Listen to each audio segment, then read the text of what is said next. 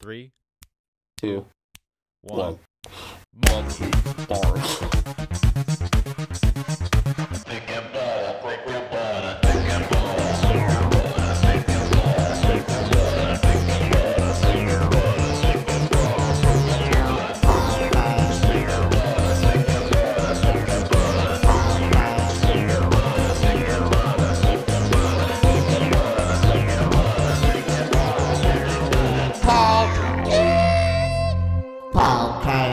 Hello, everybody. Welcome to the Thick and Better podcast.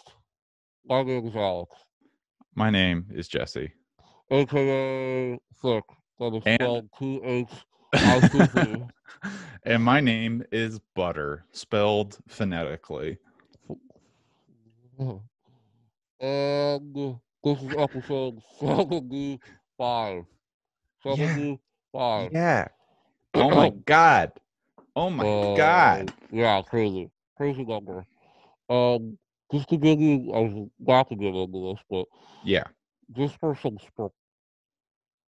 Spiration? perspective, Perspiration? I was looking at our podcast feed on Spotify Uh-huh. the other day, and I noticed that the Lighthouse episode we did was 45. So think about that. Oh, wow. So we've been pretty productive during this pandy. That means that in like the last couple of months, we have almost doubled our episode length. Yeah, that's what I'm saying. That's so like crazy. we did that in October.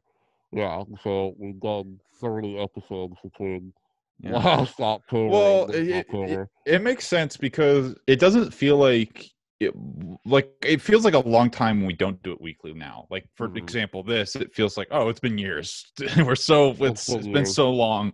But when we were in school, it'd be like a month, and it's like we probably haven't done one this week yet. We should do one.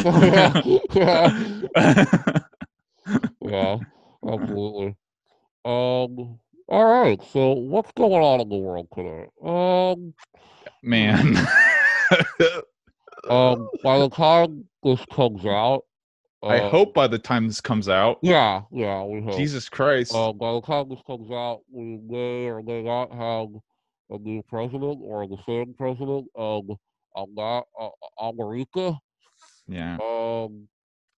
And yeah, pretty crazy shit going on the past few days. I haven't been able to concentrate basically at all. It's really wild. It's just wild. It's crazy, Tom. It's just been pervasive in the back of my mind the whole time. Well, you're in Biden country. You know? That's true. That is true. Are you worried? Like you're worried about like the pitchforks coming out in Pennsylvania if it goes red? Not where I am. Yeah. But in general, yeah. I think I'm hoping that that's just like kind of an exaggerated worry of everybody, which it probably is, that regardless, one way or another, whoever, it doesn't really matter, that there's going to be people who are pissed off enough to like protest or do something emotional and crazy. We'll just have to see. Yeah, I can't wait. Everyone has been practicing staying inside and hunkering down, so keep up the practice. You know, it's crazy when businesses and stuff have to like board up for a fucking election. Yeah, is that what's happening? Where's that happening? Like in California, I know in Pittsburgh, like they boarded up. Is that like preemptive? Is that preemptively? Yeah, it was the day before the election, like the day before the election. And yeah. Wow. I hadn't heard about that. That's crazy. Preparing for anarchy. Yeah. When their cult leader loses. Yeah. Biden, you know. I know, if like Biden loses, like liberal, everyone's just gonna be pissed. Someone is gonna be pissed. That's the thing, is like everybody's just gonna be mad. Yeah. It's gonna. It will be fine. We'll get through it. Shit like this is like, you remember how the Civil War happened at one point? We'll be okay. Like If America got through the Civil War, we'll get through Remember the this. Civil War? recollect, harken back a few years. When the North versus that, we really started to think about the Civil War. Like, that's pretty fucking crazy, dude. Yeah, dude. You know, that's It's insanity. I remember there's talk like it's gonna be another Civil War. I'm like, all right, Yeah. everybody, relax. Yeah. Not gonna happen. Not gonna happen. Yeah. What's gonna happen is that the technology's gonna take over and no one's gonna leave their houses anymore. Yeah, and No then Civil War. we'll have VR. We'll have VR Yeah, Civil Apple's War. gonna run the world, and we're not gonna go outside. Dude, it's iWar. Maybe Civil War on the Twitters. Yeah. Not like we're gonna. It's not gonna happen. Yeah. Negative. No. Negatory. Anyways, hopefully we do get some closure by the time this episode airs. But I made a purchase recently, which is pretty funny, and I'm actually quite excited about it. Eva did some research on this. And I have this habit of chewing anything that's around me whenever like I'm working. So like I'm a nail biter. I like chew my hair. I destroy pencils, like fucking destroy them. And Eva's sick of this shit, everything being slimy all the time. She's tired of it. like coming up behind me and like tapping my shoulder or something, or like giving her a hug, and she like gets a face full of slimy hair. It's like she's not about it anymore. So she did some research to figure there has to be a better way. And she found these chewable jewelries. They're called chewable. Oh wow, jewelries. Jewelries. I think.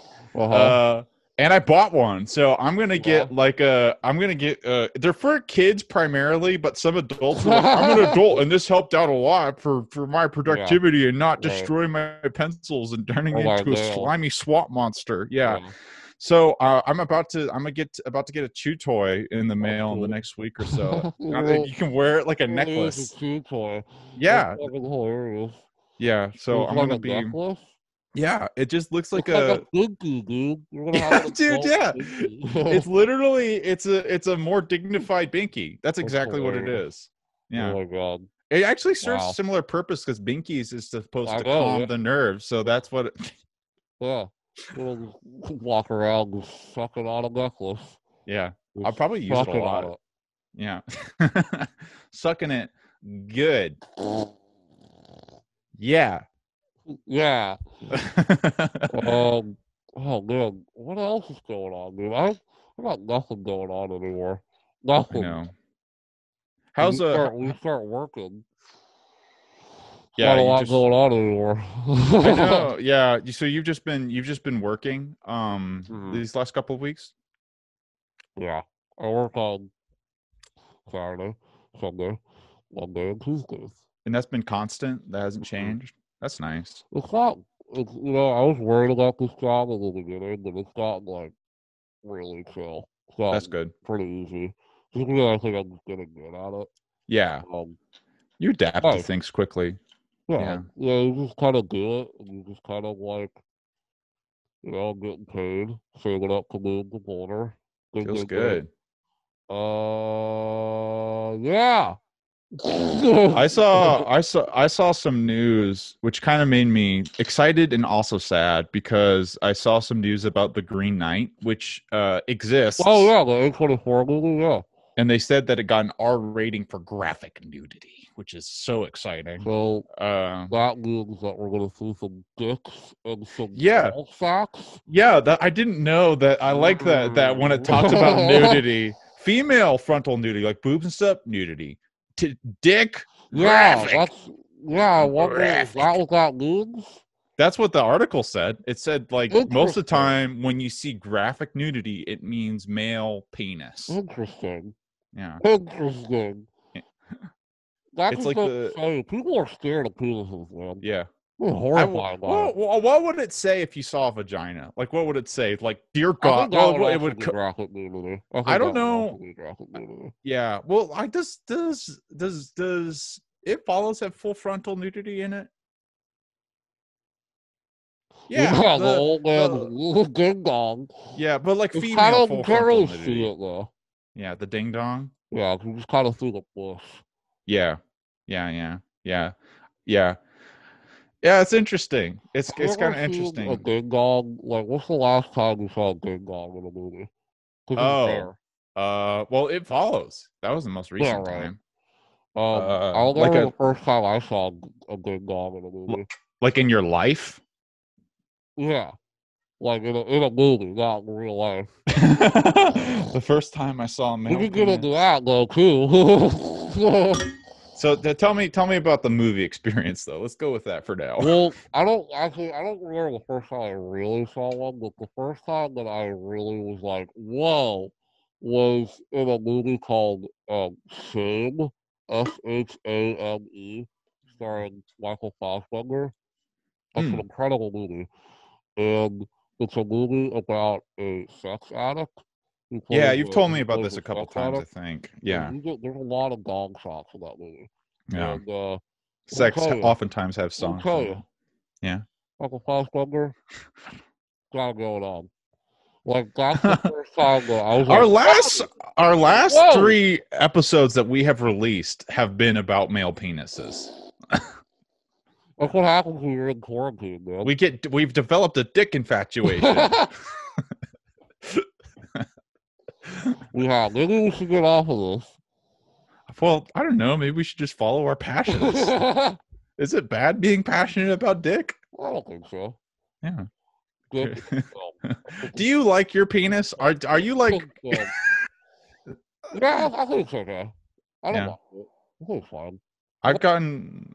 It has been. It's been a good comrade my whole life, and I would not trade it for any other It's a fellow. good perspective to have. Yeah. So, I would not want it. I you don't don't want want to it get the, black. you I don't want it want longer. to you don't want to see, you don't want to be that guy that gets like dick implants. Yeah. Okay. Have you seen what like do you know like dick pumps? Yeah, yeah. Have Oh you yeah. seen what a pumped dick looks like? No. It's scary. I would think that it looks like a It looks like a it bloated looks like monster. it looks yeah, but I also would think that it looks like, you know, when you go to the circus Yeah. and you get those party balloons, you know, and it's contorted in kind of different ways. Ew. Like, Yeah. It is kind of like that. It is kind of like that. It's just crazy because it's just you guys are crazy. like having to do that. Pump your dick? All right, hold up. Yeah. All right, I'm ready to go. Here we go. Let's do it. Yeah. Pain is People what who it have thinks that comes to are mind. have severe erectile dysfunction, right? That's why Yeah. they use I don't know if it's for erecting a penis. What it seems to do from my thorough research of studying the dick pump and its users is that it just seems to turn it seems to just make a penis look like a gnarled forearm. Why would someone want that though? I don't know. Is and it's like it's not. It's a gnarled forearm. I don't know. Oh, like And veiny and just yeah, it's really big. gross. It's really gross. Now, if It's that was in a movie, that yeah. would be I don't NC-17. So, like, whoa, we could. Oh, climax. There's a lot of dick in that movie. Oh, I guess there is. That is a pretty sexual movie. That guy made Yeah, another movie called Love. Gasper Noé. Dude, that movie has so many wieners. Wait, isn't that So on many. Netflix? No, that's a Judd Apatow thing. Actually, I think There was a No, Gasper there might be. Noir Yeah, I think movie. it was on Netflix. Okay, so Yeah, I think that movie was trending on Netflix for a little yeah, I while, think which it is was. No, my hilarious. sister loves it. My sister thinks see, I haven't seen it. I've just seen clips from it. Um, Yeah. and like every clip I've seen is just like, ja- oh, right, Yeah. just coming in every direction. He's a very So explicit director, but he makes really extremely, incredible films. It's funny yeah, to me that that's trending on Netflix. Like that, I would never yeah. expect. That's the cool thing about Netflix. You wouldn't expect a Gasper Noir Noir. Right. What is it? Noir? I New? think it's no New? way. I think that's how you Noir? say it. Yeah, yeah. Noir. Yeah. Where's he from? Uh quick Google search on Gasper. Scandinavian. How do you spell Noe? I think it's Noe. NOE. Noe. Oh yeah. That's right. That's right. Gaspar. Gaspar. What a Not funny Gasper. name. Gaspar Noé. Close to Casper. Oh, Turns out let's see. G. Oh, dude, let's petition our remake to be directed by Gaspar Noé. Oh, That. whoa. You know what? And it Whoa. has the weird sexual Dude, themes in it. It's right up his alley. oh my god, wow. Say that two times. Gasper. Noé. Noise, Casper, the roller go. Gasper's Whoa. Casper. It's Gasper's Whoa. Casper. Wow, we're good. This is laser film nerd talk right now. Uh, Damn. What would that even be like? I Are don't. we on acid? Like, Yeah, I'm a pretty lot like more colors. running a movie where Casper would be this like weird schizophrenic, vision that one of the characters has that's just Yeah. tripping on acid the whole time.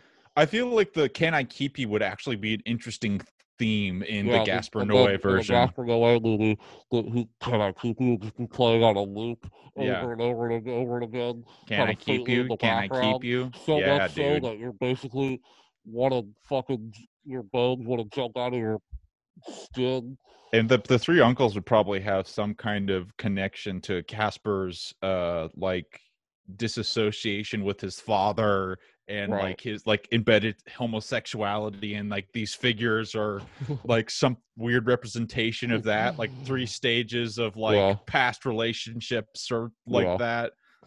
Wow. I like this movie I'll see idea. that movie. Gasper, make Casper. Come Oh on, man. man. That's like one of my biggest like film fantasies ever is to like see like someone like so extreme, like a Lars von Trier. Like Lars von Trier has been hired to make Iron Man 4. Yeah, Like dude, it's that'd like be it's sick. just my dream, just to like Yeah, see like this crazy extremist be like, I'm making Garfield 3. yeah, dude, that would be so sick. You I know? feel like the thing that sucks about that though is that, I mean, obviously it will never happen, but it's like sort of twofold, because for one, people wouldn't hire a guy like that to make that movie, but for two, like I don't think those people have any passion to do Oh, stuff of like course that. not. It's just one of my fantasies. I I kind of got know. excited about Tarantino wanting to make a Star Trek movie. I was like, Yeah. oh, I'd like to see that. That'd be kind of Yeah. cool. Yeah. But It's also hard that like if you do hear something like that announced, if like in this reality that were to happen, would it be like that auteur's version of that movie, or would it be yeah, like David Fincher directing yeah, Alien that's another 3? point. That's another good point. Like for example, like the next Marvel, the most excited I am for like a Marvel movie that's coming out, I guess, is like Sam Raimi is directing Doctor Strange 2, Yeah. which is like, bro, fuck yeah, like hell yeah, because Yeah. Sam Raimi hasn't made a movie in a long, long time, almost 10 Yeah. years, and that'd be awesome. But I'm also worried, is this gonna be a Sam Raimi movie? Like, is it gonna Yeah. be like just a Marvel movie that he directed? Like Yeah. I need it to be a Sam Raimi version of Doctor Yeah. Strange, Sam Raimi's kind of a good hybrid of the auteur and Yeah, like I hope commercial he goes with director. the Spider-Man movies. Yeah, exactly. They're studio movies, but definitely has his stamp on it for sure. Yeah, yeah. Especially the It's first one. like I just want to see some of these more commercial movies. which they don't have to be artsy. It's cool for movies to be commercial, but what's cool about Spider-Man 3, like what you're saying, is the push to be like do creative shit within these commercial contexts. Like that's exciting. Well, that's like Marvel's been pretty good at that, like Yeah, that's true. James Gunn, like directed like the Guardians movies to me are some of the most like creative blockbusters like in that vein to come out, because the first Guardians was like honestly pretty different and unique for like it had a different vibe than a lot of movies like that. And it had like it was so impactful that you see like movies since that movie like trying to replicate that. Like and I think Squad. yeah, 2 years later. The cool thing about Guardians, I think, like what you're saying, is that it sort of is this. It's a representation of postmodernism in the commercial genre, because,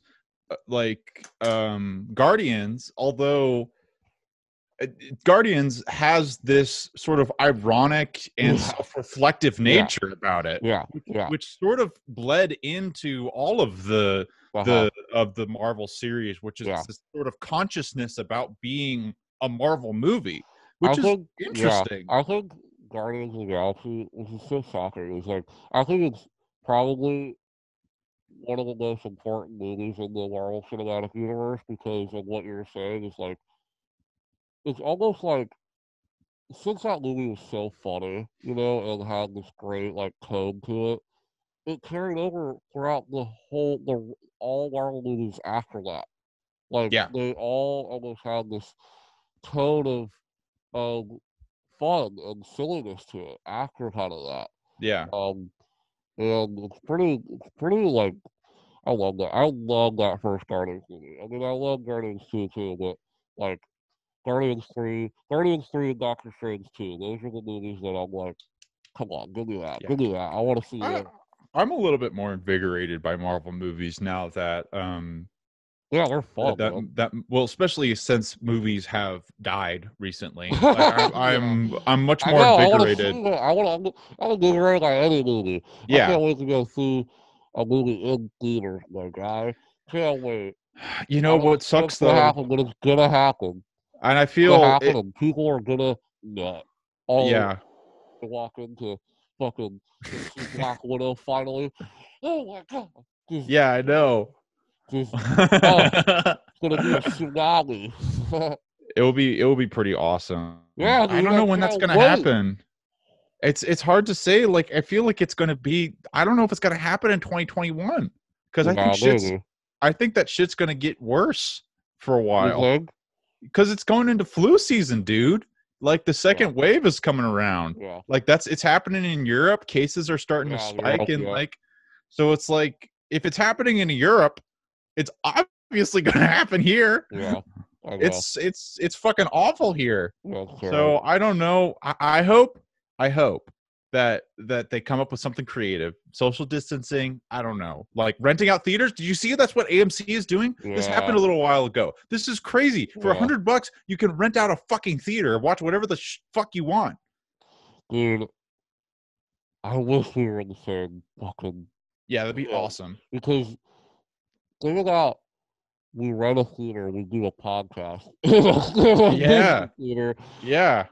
Dude, what if I was gonna do that, this is what I would do. I would, get 2 people and we watch Cat in the Hat. We'd show up to AMC with the Blu-ray and we're in full getup. And we're like, hey, who would you be dressed as? Important interruption. The cat. So whoever you're with, would everyone be the cat, or would they be different characters? Well, whoever I'm with will be either Thing 1 or Thing 2 of their choice. Gotcha. Thing 1, I would go with Thing 2. Okay, so you have to have exactly 3 people going, so you can have the cat, Thing 1, and Thing 2. Yeah. Okay, so we do that. We walk into AMC and be like, hey, we're the 3 o'clock.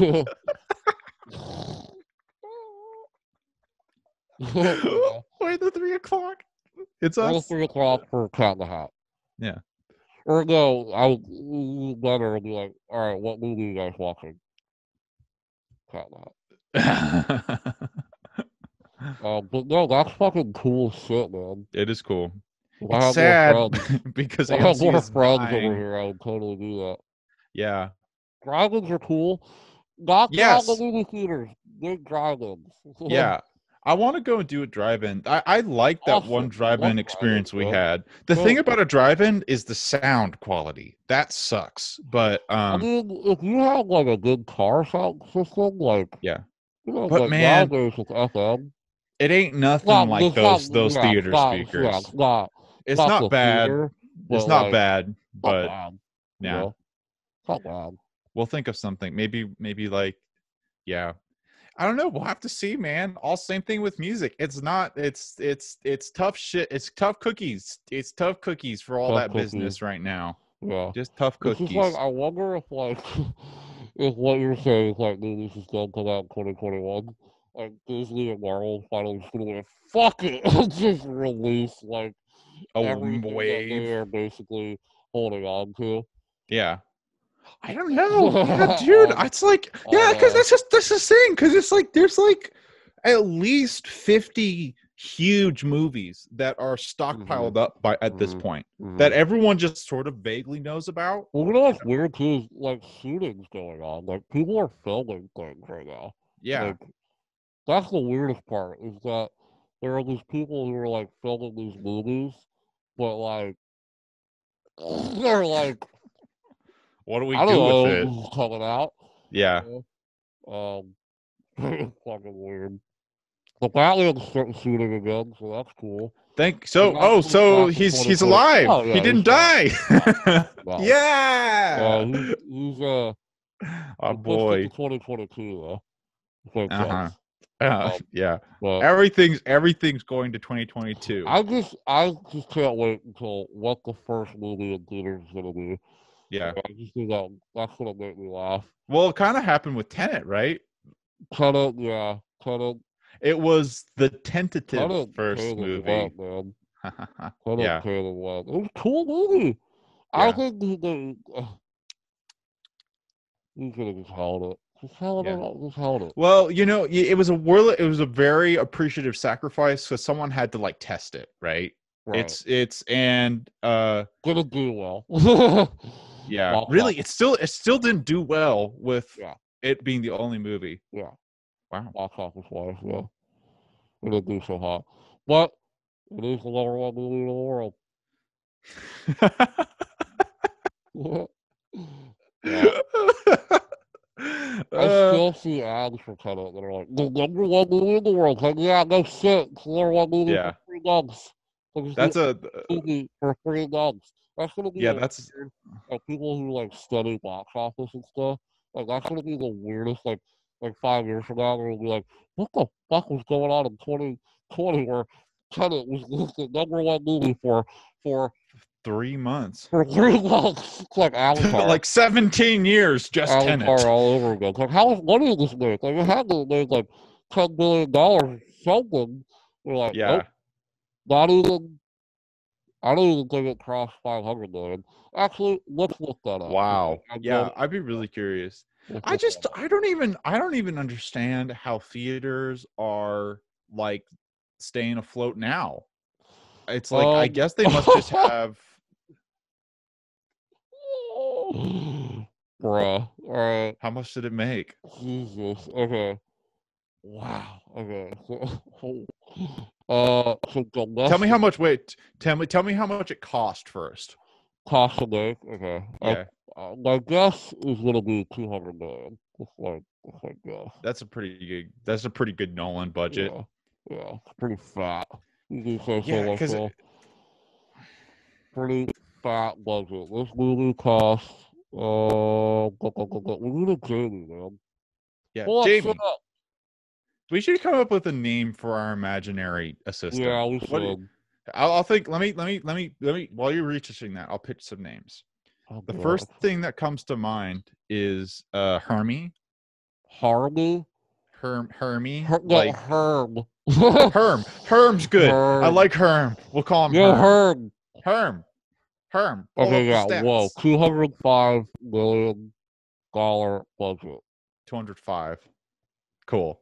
Okay, And that's a so lot. I have two numbers for you. Okay. I have the domestic, which is, just America. And then I Yep. have the worldwide gross. Okay. Um, so domestically, Tenet has made $53 million. Oh no. Oh That's no. really bad. That's really That's bad. a major bomb. That's not even that's a quarter Yeah, of the budget. that's a major bomb. And globally, much better. It grossed 300 million globally. Okay. And Well, so the total is 347 million, which I sounds like a guess lot of money, but not for that movie. no. I I mean, mean, that's a well, bomb. yeah. And that's a bomb. At least worldwide, he made some profit Mm-hmm. so that he will be able to make another That's movie. what I was saying. Well, no, he'll be out. Yeah. He's fine. But also when that movie comes for rent, it'll probably make a lot of money. Yeah. Like if a Yeah. streaming service or something like buys it, the rights to it, Yeah. that might fare well. Netflix would be Um, smart to buy that because I yeah, bet they well, could buy it for pretty cheap and they would make a Amazon, I buck. think like Amazon or HBO or something will buy it and just have like exclusive streaming rights to it. Yeah. Um, That'd be pretty uh, spicy. That'd be pretty spicy. I love talk like this. So, Yeah, I don't know. I found it really interesting because before college, like this was something that I thought was completely insignificant, but I've oh become no, fascinated with it oh now. I no, love it. it's everything. It's how business rolls. It's also cool because you start to understand when you look at crunch the numbers like this, you understand why movies are made the way that they're made, Oh and yeah, why like absolutely, why things are so formulaic or why we see the same absolutely. shit all the Yep, time or why we don't get good like why isn't everyone making good movies yep. anymore? It makes sense. Money, baby. It's all That's why money. like something like Get Out, when that comes out and it makes 300 million, you're like, oh my god, you Yeah. know, Yeah. like what?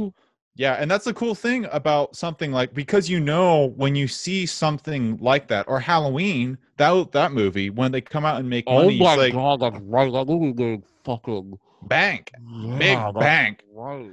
But The then you know budget for that that was ridiculously low too, right?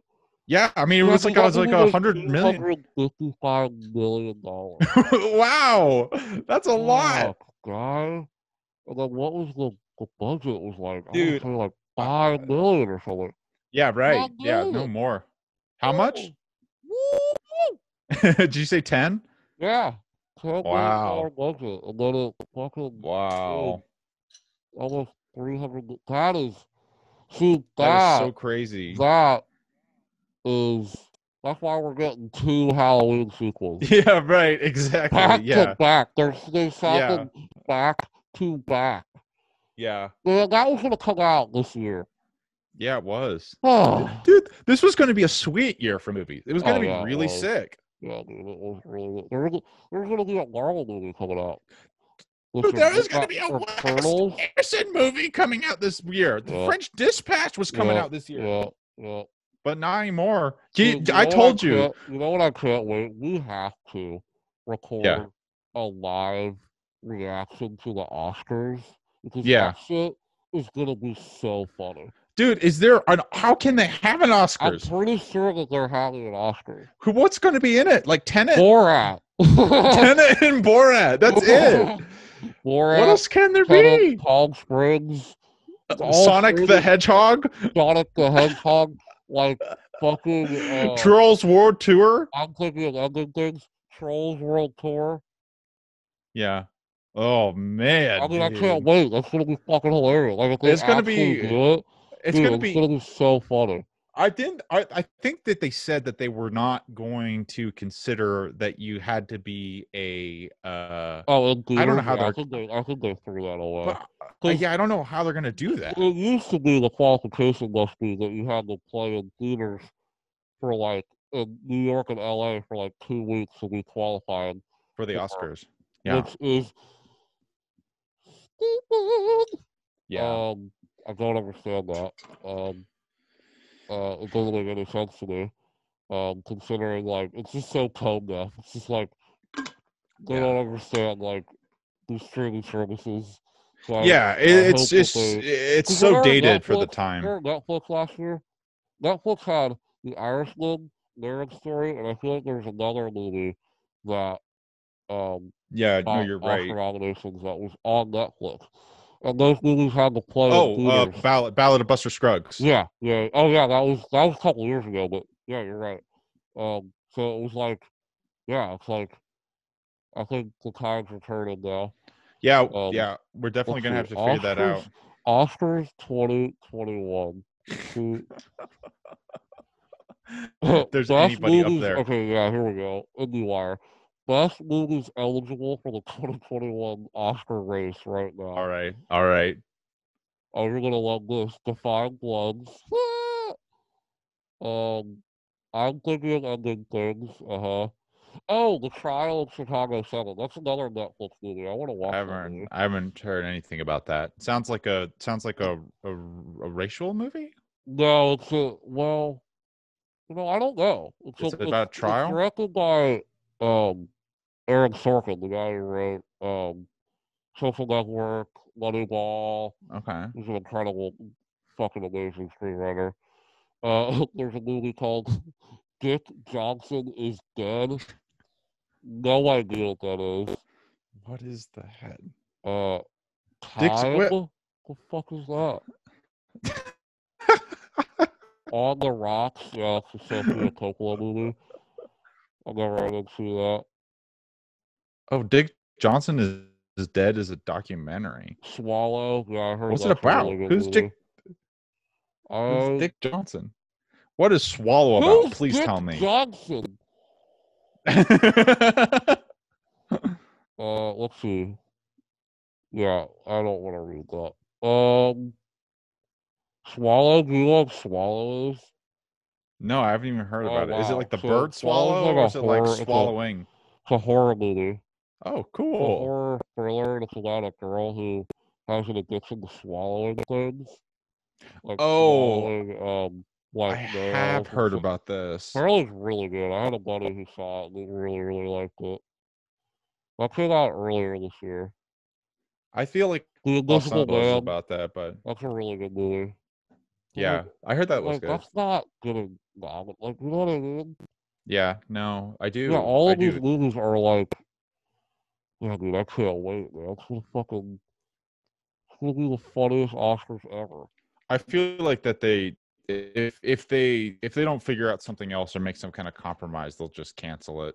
I just don't. I would. I it would be just hysterical. You're right. It would be a parody if they Best did it with this animated slew of film things. goes to Trolls World Tour. Like, yeah, they're like gonna have to like. My God, it will just prove how much of a joke it is if they Best supporting actually actor to them. Jim Carrey as Dr. Eggman in Sonic the Hedgehog. And it's like, I guess they would just give it all to Defy Bloods, just like give Which would everything be to that. so fucking hilarious. Yeah. Man, that would be funny. Yeah. They're like, Oh oh man, man, they it's think we're racist. Because that happens. That literally happens. It's like Green Book winning or a couple years ago. It's like, yeah, yeah, right. oh, I don't want to get into it, but it's. But speaking of the Academy, did you see the Grammys? Did you see what happened recently with that? I just No, read what about happened? that. So, you know about the whole category of the Grammys where it's like urban Urban? music, Yeah. which means made by black person. Yeah. Um, so they're trying to get rid of that. It's still around.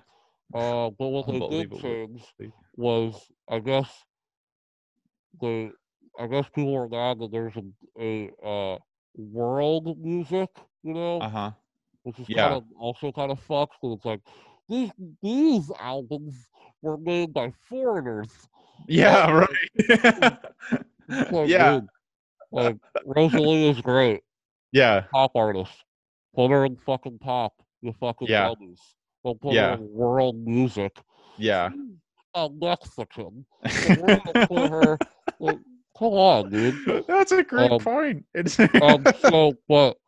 so don't worry though. They changed the category. It's now called global music. Everything's right with the world. It's now called global music. Um, I'm sure everybody's happy now. Like no, everybody's completely like happy. how stupid do you have to be? Just get rid of that category. Just fucking get rid of it. Get What's rid of it and nominate more people.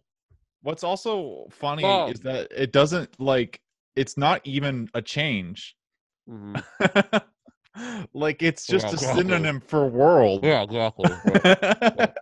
Um, yeah, I mean, like, I always like to bring up with like my friends if we ever get like an argument or a conversation about the Oscars. I'm like, listen, Oscars ain't shit. Uh-huh. You want to get to the real racist shit? Go to the Grammys, man. The Yeah. Grammys are so they're so stupid. It blows my mind like every year. Yeah. I bring this up all the time. 2015, Yeah. best album. What came out that year? Unanimously, one of the greatest albums of 2010s, To Pimp a Butterfly. Okay, Yeah. Yeah. unanimously, critically acclaimed, major success. Yeah. Obviously, Kendrick wins best rap album. Obviously, good for him. Awesome. He's also nominated for best album of the year. Like, Yeah. okay, well, he's obviously going to win that because I mean, it's not like it's the best album in that bunch, Yeah. 100%. Yeah. Not Yeah. only Yeah. just personally, but critically. You know what I mean? Yeah. Yeah. Like Totally. all the publications that review music, this is the most critically acclaimed album of the bunch. Taylor Swift beat Kendrick Lamar to Pimp a Butterfly with her fucking, Taylor Swift album. Taylor Swift album back when she was Yeah. lame. She's cool now. Anyway, but Yeah, that's crazy. back in the day, it's just like, bro, like that's more blasphemous to me than like Green Book winning for some weird reason because it's like, okay, I can see why Green Book won. This, I'm like, it literally won because it's popular. Like Yeah. they're like because, but it's like, yeah, the Yeah, because Grammys with are with insane. with Green Book that year, what was really messed up about that year is that year was incredibly boring because Mm-hmm. I remember there Mm-hmm. not being Mm-hmm. basically any astounding movies included in the Oscar Yeah, seasons. Like 2018 was a pretty bad year. there was a couple that I don't were even remember worth who I talking wanted to about. win in 2018. Well, I don't like there was they didn't like the people they included was like why is this one of the things that you included of all like the kind of good movies that happened this What year? won in 2018? I don't Dude, remember I have like a lot of this no shit. idea. I couldn't even remember what I wanted to win. Because okay, Blade Runner and Shape of Water was That the was year last before year. that. That was 2017 was crazy year. Yeah. 'Cause that also had three billboards outside of Ebbing, Missouri. Yeah, right. It was a Fucking good year. phenomenal movie. Um, that one that one that one like that one like four or something. Hmm. I thought Hmm. of that. But Yeah, I don't remember 18, much. I'm going to another Google. Yeah, this has been a this has been a research heavy What's our guy's episode. name? Herb. Herm. Pull up. Herb. Uh, I Oscars typed in 2018, 2028. 2028. 2028. 2028 Let Oscar nominees.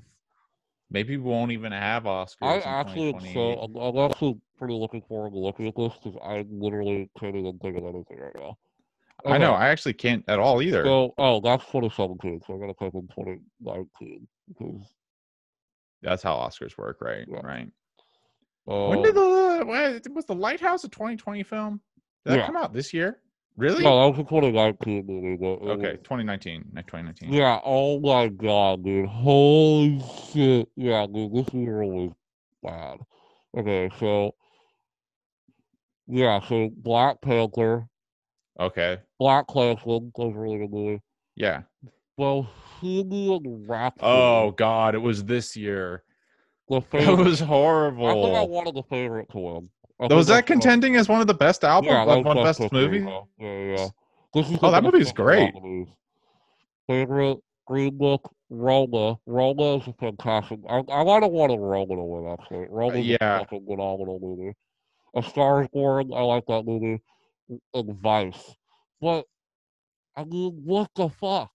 yeah, You know what I mean? yeah, Like, that's a fucking yeah. I great think the movie. favorite Roma. I haven't seen Roma, but it got well based on just like because that guy won the all the preceding awards that you normally win to win the best picture too. He won best director and like best The cinematography. favorite game? No, No, Alfonso Roma. Cuarón. That's right.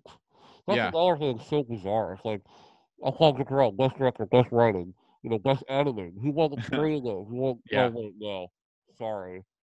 Fucking Bohemian Rhapsody won best editing.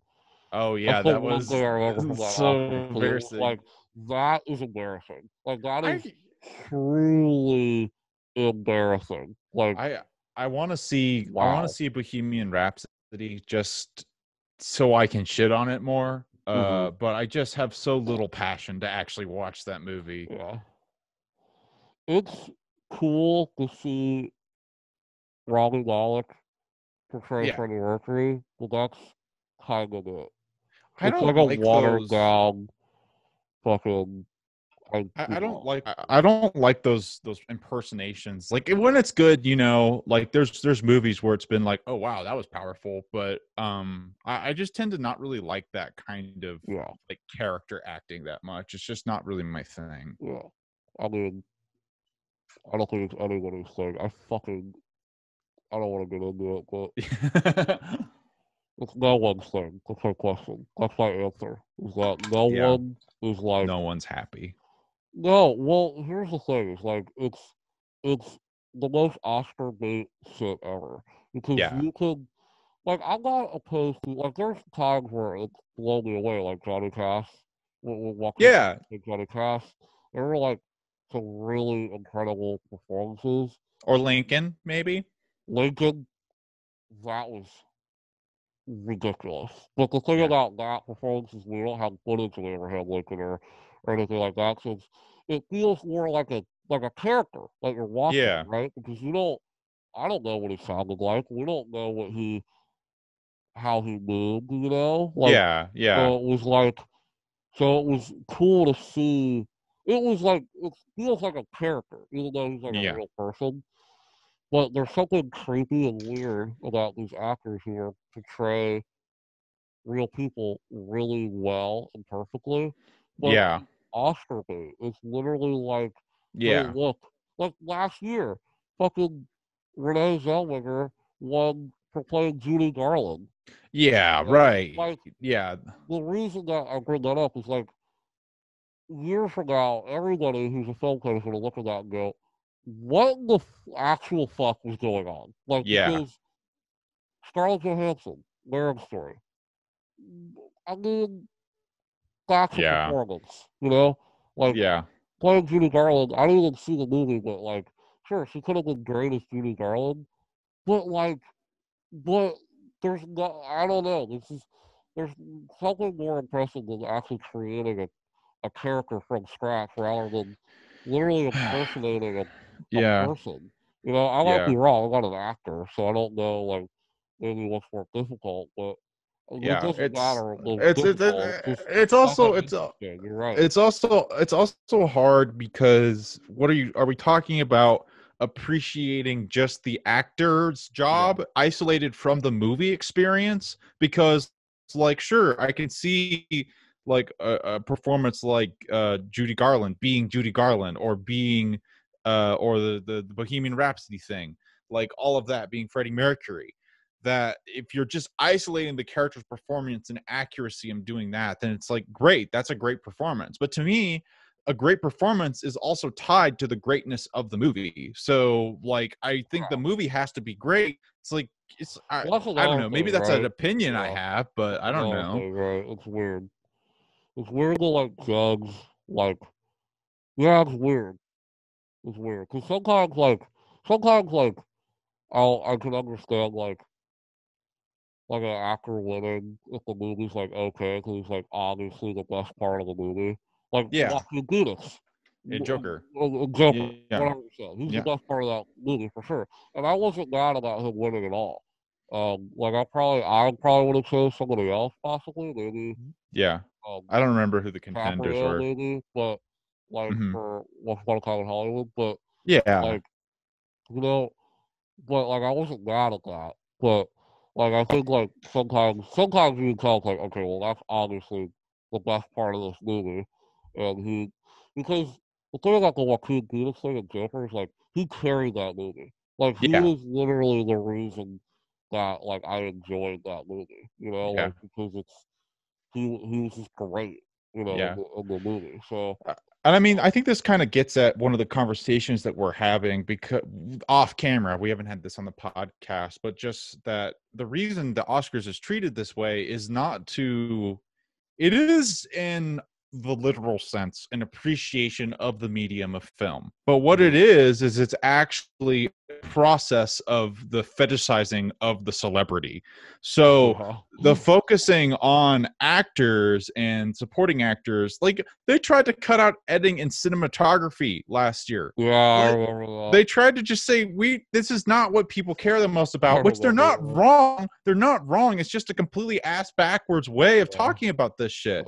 And it's like I don't necessarily hold contempt for them like processing that. It's like I know that this is what they're doing and that's the society, but it is just frustrating when it's just like it's just talking about fluff, fluff and advertising and headlines and shit like that. I get worked up about the Oscars because it's just like sad. But it's not the place for people like us, anyways. It's not where we well, here's why I get annoyed by it because I live, in my hometown. I've noticed in my circle of friends, parents, people like that. I've noticed a movie guy, so they always ask me like. What do you think of the Oscar nominations? Well, like none of them were in my top 10, but here's my opinion about these movies. So I always have to like have an opinion just to like have it loaded. Yeah. So I don't sound like. But I get it. Like people care, but I think I'm just more annoyed that like the Oscars choose to like highlight I'm not saying this happens all the time because Moonlight to me was a big moment. Or Parasite. That was a crazy cool moment too. Yeah, last year. There's been some moments where I'm like, that's special. I mean that's special. Like when this giant institution, mostly white people, old white people, uh give the top prize to this small indie film about a gay black man in Miami. That's like growing up. I mean that's really they didn't have to do that. No studio was behind that. Major studio that's in bed with all the Academy, like Warner Brothers, Universal, all those, not part of that, And Parasite, again, that was a foreign movie. It was a Korean movie, and it was literally unanimously, this is the best movie of the year. There are times where that happens, and it's cool. That's really cool. Like, for example, for me, some people might disagree with Shape of Water winning. I was super happy with that too because I thought that movie was brilliant. But some people thought that movie was too weird for them, but I loved it. I thought it was fucking awesome. And I mean, I think Guillermo del Toro, so it was awesome to see a visionary like that get noticed. Yeah. Because at the end of the day, it doesn't matter about anything, but here's what it does matter. It's like some 13-year-old kid who really likes movies sees this nice, cute-looking Mexican guy get on stage and accept this award, and for best movie, I would hope that there's a 14-year-old or 15-year-old who's really in the movie sees that and goes, oh, I gotta watch his other movies, you know, because Yeah. that's really what it's all about, is like Yeah. giving the right people platforms that have great work, Yeah. kind of showcasing, hey, Yeah. like this is great work and you should watch it, you know. But most of the time, it doesn't happen. They always choose like whatever's right for the times or Yeah. whatever's right for uh yeah, whatever you say is like it's right for their agenda, you know. Yeah. Yeah. I And think you're like totally right. That's the thing that is awesome when you have that sort of that moment of synthesis where we actually get a it's great awesome. film that's highlighted. It is so cool. Cause I have so much contempt for the Oscars, but when they get it right, it feels like you're like, whoa, like it's Yeah. awesome. You know, when a Yeah, parasite and wins, it's like, whoa, man, that's great.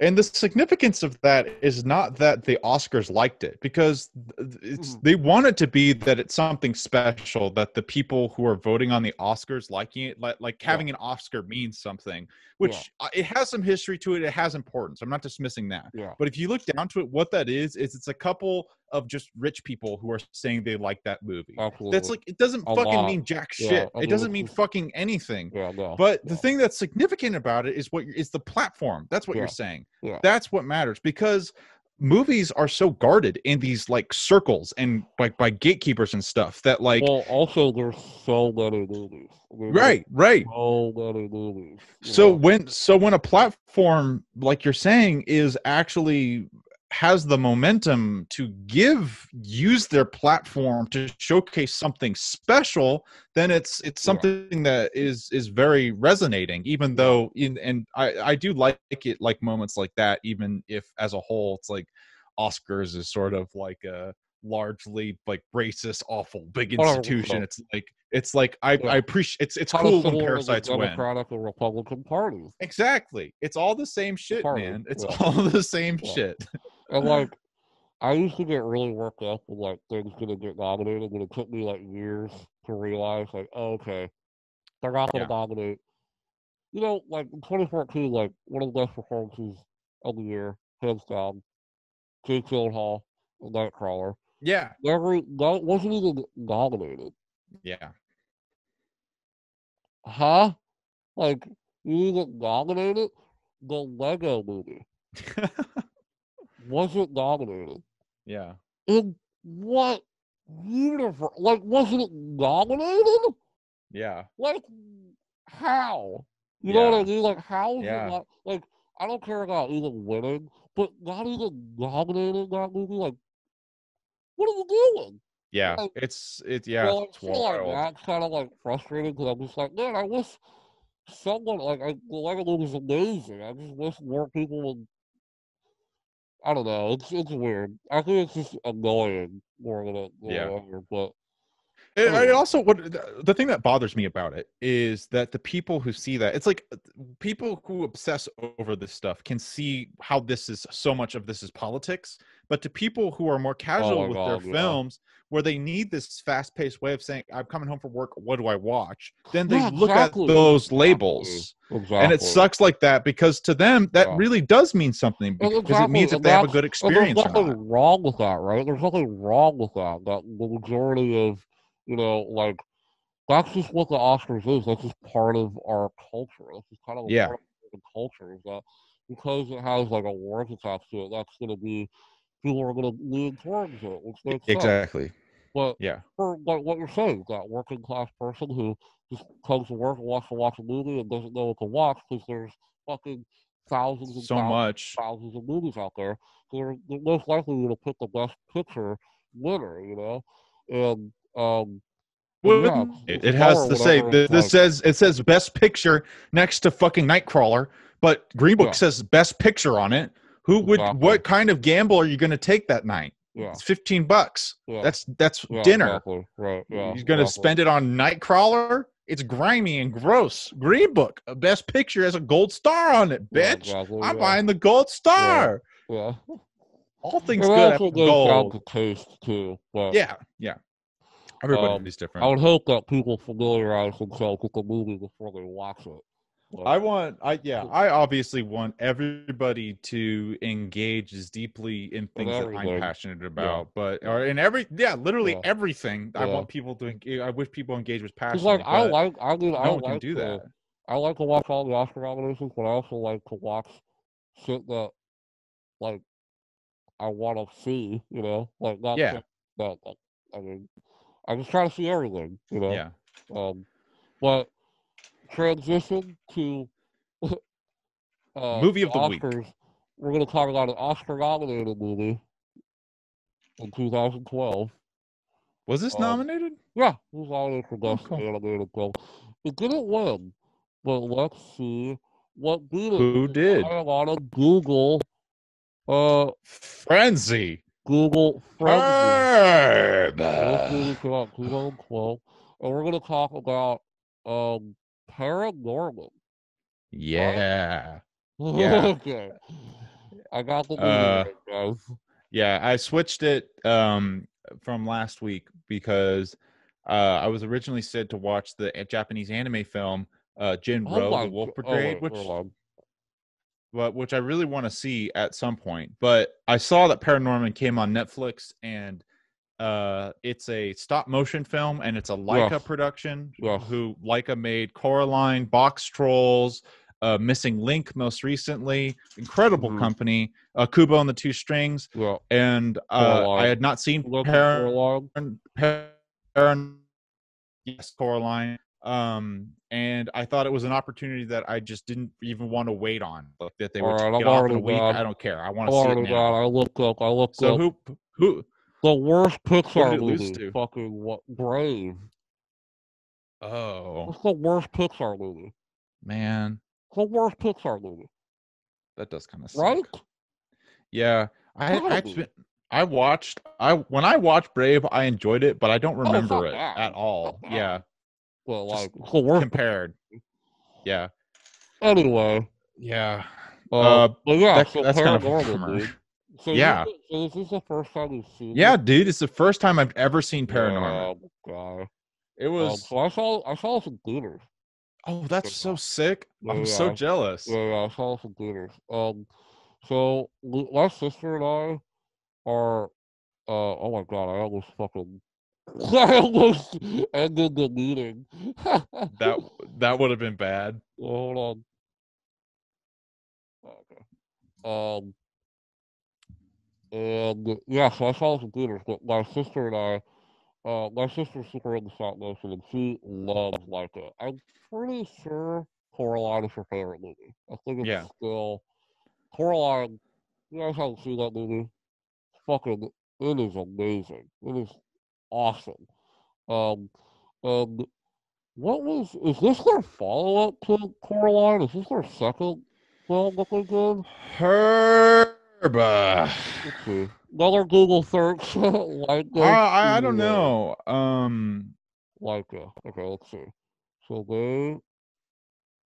Oh, yeah, yeah. So this is the. So yeah, so they made Coraline, and then this is the second movie that Laika did. What's the year gap in between those? Do you have that pulled up too? I think it was pretty big. I think it was It Coraline came has out. to be. Coraline was like 2008 or something. Yeah, that makes 2009. So sense. yeah, like 3 years. That's crazy that That's they actually a pretty like quick turnaround considering how long these movies take to make. also the fact that Paranorman is not a simple story at all. It's No, no, a no, simple procedure in the no, slightest. no. So yeah, do you want to talk about what this movie's about Yeah. and stuff like that? Yeah.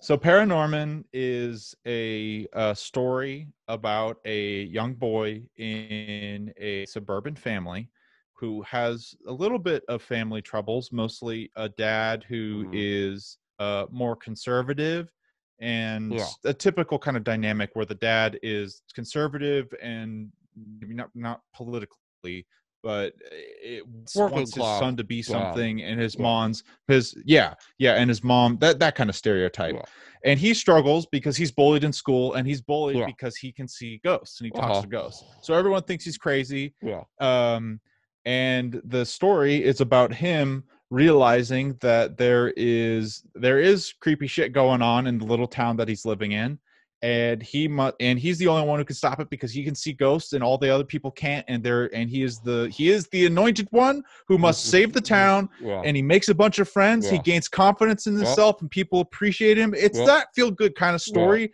except it's done with stop motions. Yeah. And there's some really quirky twist done in it that makes it quite a bit atypical.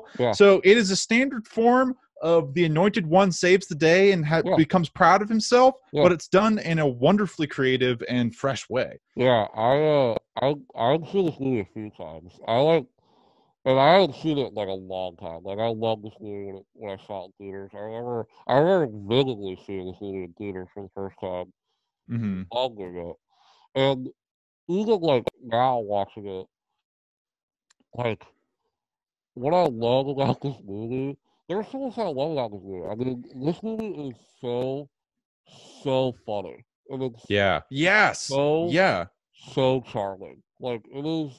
And what's also cool about this movie is the aesthetic that it has. It has this kind of like, it takes a lot of approach to do horror movies and horror movies. And Coraline, I still think is a pretty creepy movie. Laika doesn't. What I also wanted to mention too is like another really famous, you know, stop motion animation studio, Artman, who's behind, Wallace and Gromit, and probably the most famous stop motion people. I mean, I love Wallace and Gromit to fucking death. I love all the short films. I love the feature film that they did.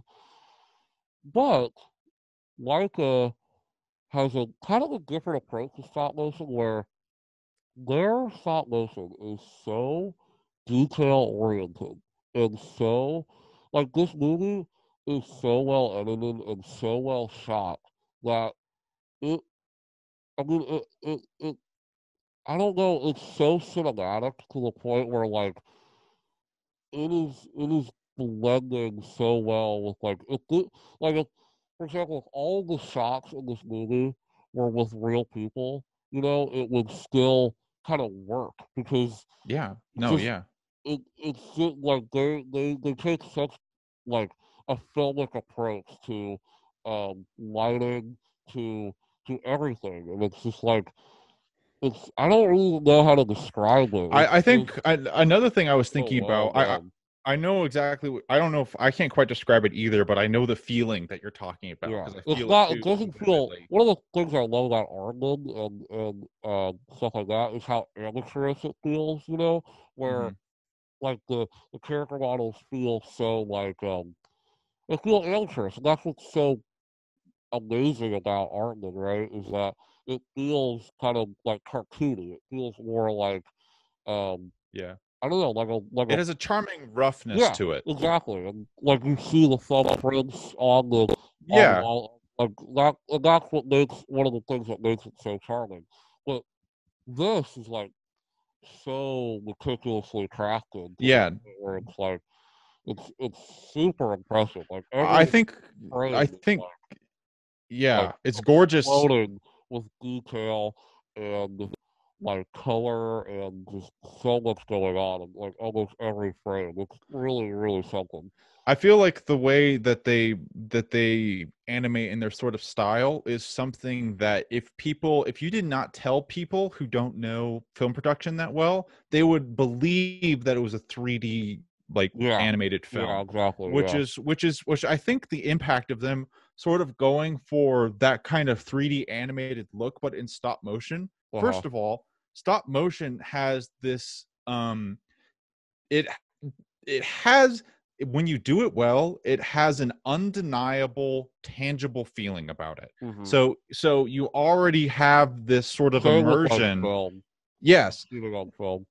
Yes. And so you already have this level of innate immersion with stop motion. And the other thing is that you see that they are so smart in their intentionality of the shots that they want to use because it's so labor intensive. They can't just do they can't just try a bunch of shit until it works. They have to be like, we have to know what the fuck we're doing. And that intentionality is something where in like a 3D, most like Pixar's artistic, obviously. All these 3D animated films are artistic. I'm not saying that's not, but you can tell that in those environments, you know, they're it's wonderful, hard, crazy hard work to do stuff like that. With a Laika production, like you're saying, it's like someone with their hands put that there, and you can feel it with what they're making, that everything is, it's not just a creation to, you know, make the word feel full.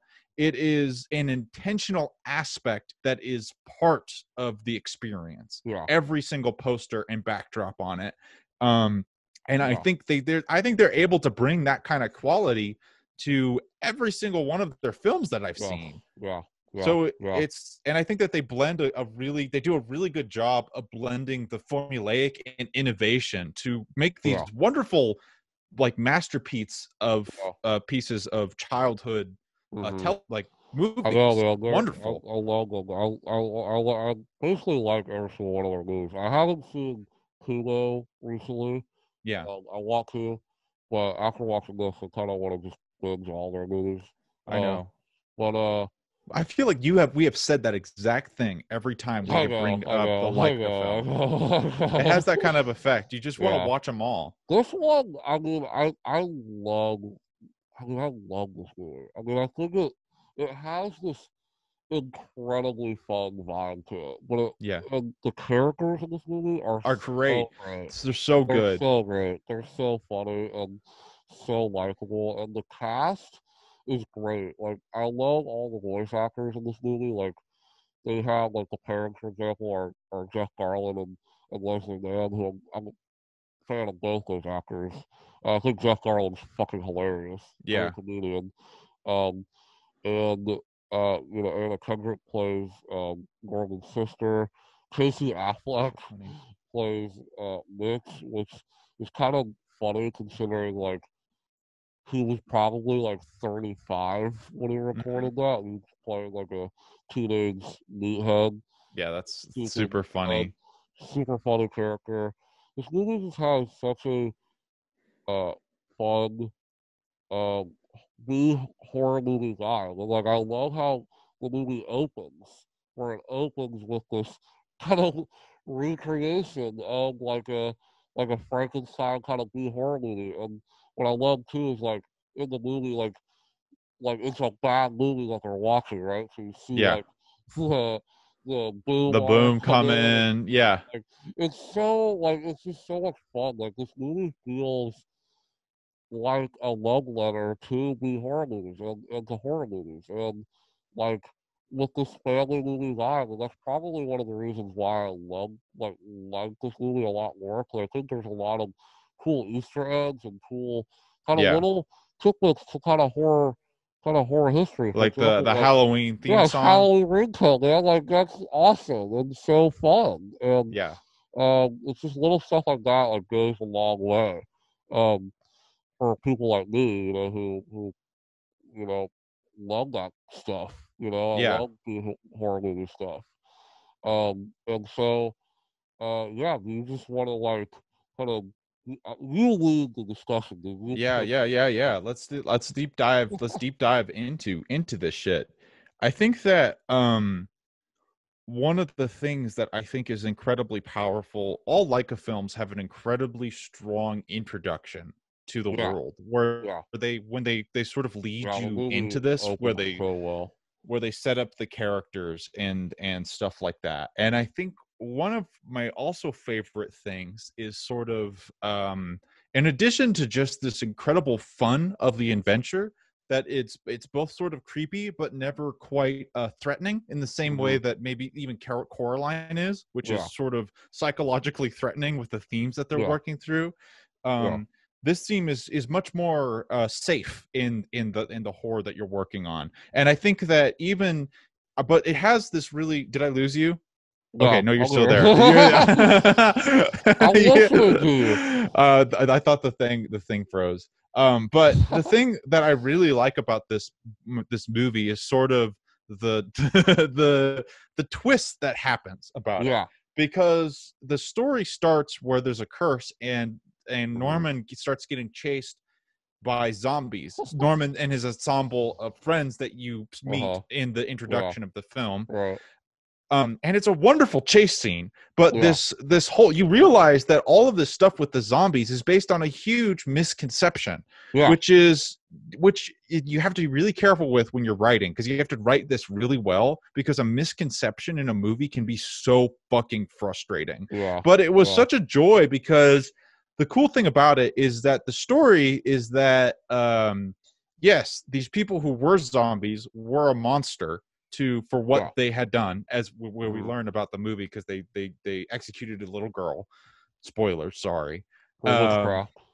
For witchcraft. But we realize that the real monster is the mob mentality of humans. Right. So Yeah. that was Right. one of my favorite things about this movie, Yeah. was how the zombies are horrific and those chase scenes are intense and like creepy, but it flips it around to have this much more meaningful thing than like the dead are evil and they must be punished and we must defeat them, to let's use zombies to examine ourselves further. Awesome. Yeah, it's great. Yeah, this is a really, really good point. Yeah, it's great. I kind of want to mention like the humor, cause like I remember like thinking this movie was really funny like back in the day. Yeah. But, like I don't know, like maybe I was watching it on a good night or whatever. I was dying at this movie. Yeah. Like, I thought this movie was fucking hilarious, especially with Neil, the Neil character, who is that the fat kid, or is that the oh my god, he's so funny. So funny. He's so funny.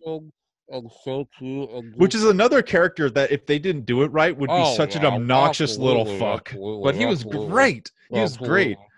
Like I mean, like his introduction is basically like, you know, I have all these problems. I have irritable Down syndrome. It's just like really funny, man.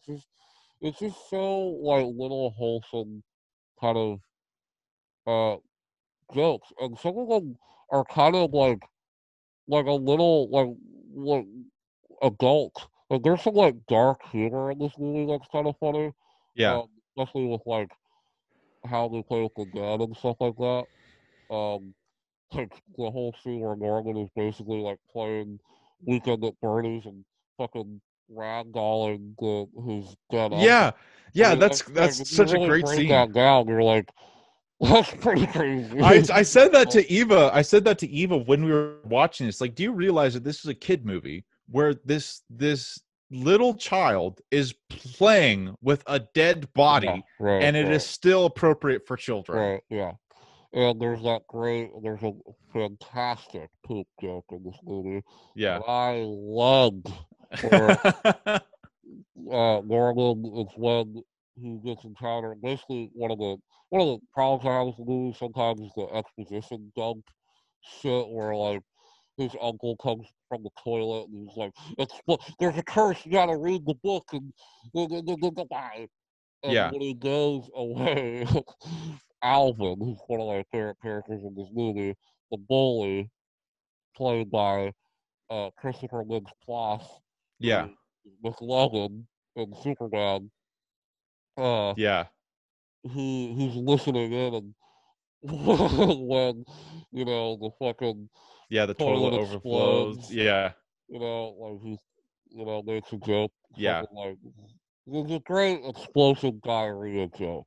And then right after that, there's a great moment where like like Alvin's like, "I'm gonna punch you in your boobs." Like, no, oh yeah, when he's talking to Neil. Pectoral muscles. He's like, "Ow, my boobs." My boobs. Funny shit, man. Yeah. Like hearing boobs spoken by like stop motion characters in a family movie will make me laugh. It's glorious. Some of my other favorite moments of horror is with the zombies. I was laughing. This was so good when there was that truck driver, the sleazy truck driver, when he's at the vending machine and he sees them coming, but he's waiting until his bag of chips falls out of it. And the other incredible scene is when the lead zombie is in the car with the family, and he's like the middle child in it, and which is such that's super again funny. sort of like the it's fun slapstick stuff. I mean, it's fun animated kind of stuff. But really, the really thing well done. but the thing about it that's significant that I think you can get from us explaining this is that it's not just like, oh, haha, that's a funny joke. They're so creative, Yeah, they're creative. Yeah, exactly, because yeah. it's not just like, oh, they said a funny thing. It's that this character in this environment doing this thing, it's like the setup, it's the execution of the voice acting, it's the expressions of the characters that they're able to get. That's a wonderful thing I think about this movie, is how expressive everything is with it. Like they get so much motion out of those character faces and them like just doing shit. They all of the characters move with their own personalities. Like all the individual zombies have emotions. That's something that animation can like really do. Yeah. Like animation like can really insinuate like a character's personality because they just have more creative control, over that. So yeah, like so you get like these, like Norman's sister in the movie. I mean, just so, like so funny and so like over the top, like high school white girl, Yeah. stereotype. But like the way that she's, you know, her what she looks like and how she acts and like it's so filled with personality, Yeah. and this as well. It's just like each character, yeah, is just so filled with personality through their characters, through their clothes, through the way they move, Yeah. through everything, and it's really, really, really well done. Yeah. Super well done. So let's, one of the things that I think that Laika's a little bit weaker on compared to something like Pixar is their which Pixar has this problem too often, but something that I see as a consistent thing, which I don't know if it's stylistic, like just a preference of the writer, is how they really nail visual storytelling and all of that, but about the midpoint they get stuck on some kind of emotional speech or something that is a bit of a lull. And for me, that was the moment when ParaNorman is talking to just Norman, not ParaNorman. When he's talking to the angry mob and just sort of talks them down out of the frenzy. It's sort of like and I think there's the thing, I wish I could think of other examples, but there's sort of this lull in momentum, which I'm not sure if it's like a production thing. But my question about this, I think that's just an issue with the movie. Like that's like one of the hardest things to do because you wanna.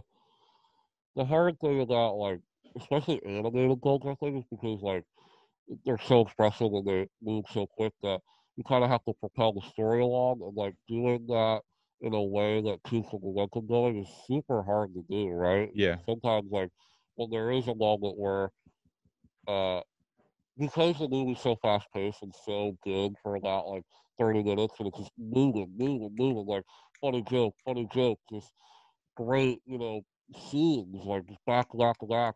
Then you get this moment of like the lull and slow down moment. It's more impactful. Like you feel it more.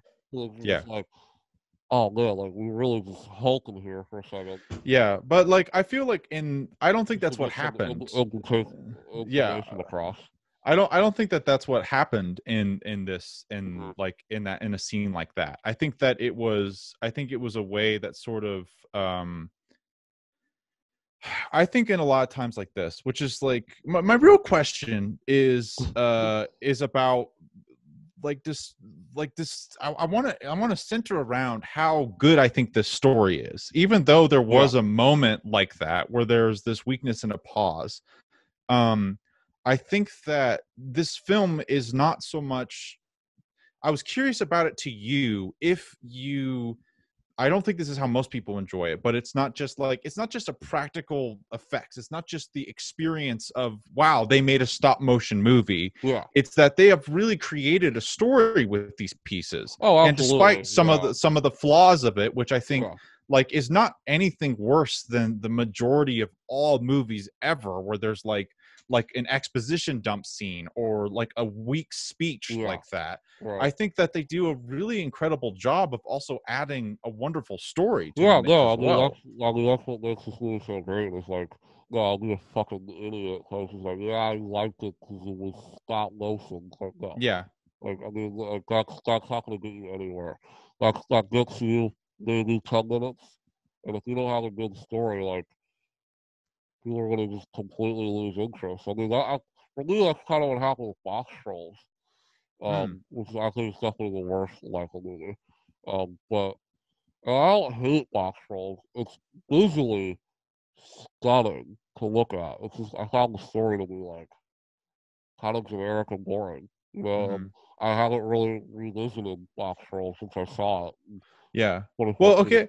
Here's an So interesting thing. that's kind of my example, I guess. No, I think that's a good example. I think that it makes me think of something because I feel like that they're doing an interesting bit of sort of taking kind of how what Aardman does by taking these likable child stories, Mm-hmm. that they're taking sort of a generic story formula and Yeah. placing it on more of this inaccessible art form of stop motion, which is so out of the norm. So Yeah. do you feel like that that is something that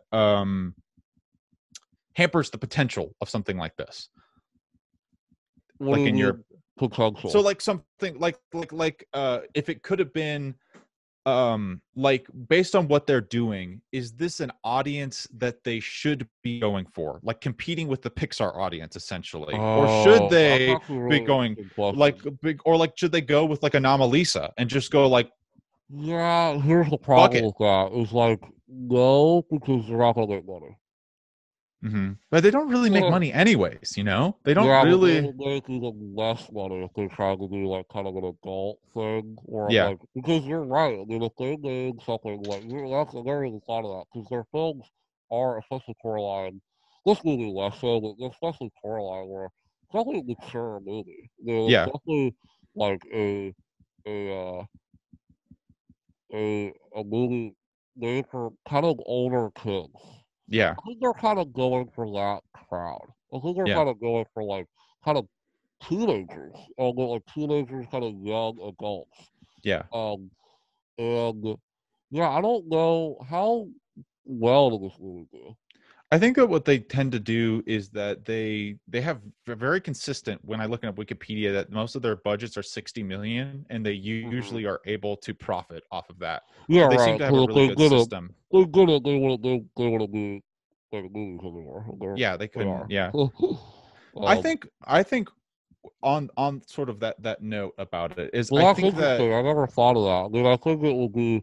I wouldn't be surprised if they do that at some point. If they do maybe try to do a movie like that, where they're like, yeah, "Hey, let's make like a PG-13 movie." Let's make yeah. I like mean, I kind would of love for them to branch out into stuff like that. But I think one of the unique things about Leica is that they have such this it's the coolest thing about it is that they have this philosophy behind their movies, you mhm, know, where they do these things and they have this they have a mission, you know, yeah, they have yeah, like this kind of yeah, mission behind yeah, it, and in their mission they have a really good strategy for how to keep going along those lines, yeah, which I think the guy who runs Leica is the son of the Nike like guy. So yeah, he's a huge amount of sponsorship for one yeah, thing, yeah. but also he's probably business savvy. He has experience with that. He knows what the fuck to do. It's like Travis Knight, how to yeah, make this popular. But the cool thing about it is that if you want to just make money, you're not making stop motion, you know, yeah. because you're forced to release a movie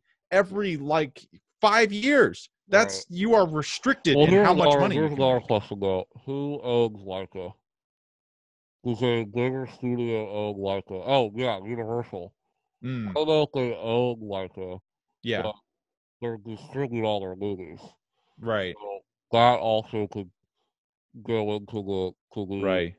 to the creative process where I don't think Universal wants to maybe risk putting a lot of money behind a movie that might not make, you know, I mean, marketing these kinds of things is a lot of money and distributing it. So I don't know Absolutely. if Universal is if they're involved in, Yeah, kind of that whole process. making Yeah, sure that they're not, if they're making something that appeals to them, 'cause yeah. it is a collaboration, a business collaboration. So you can't.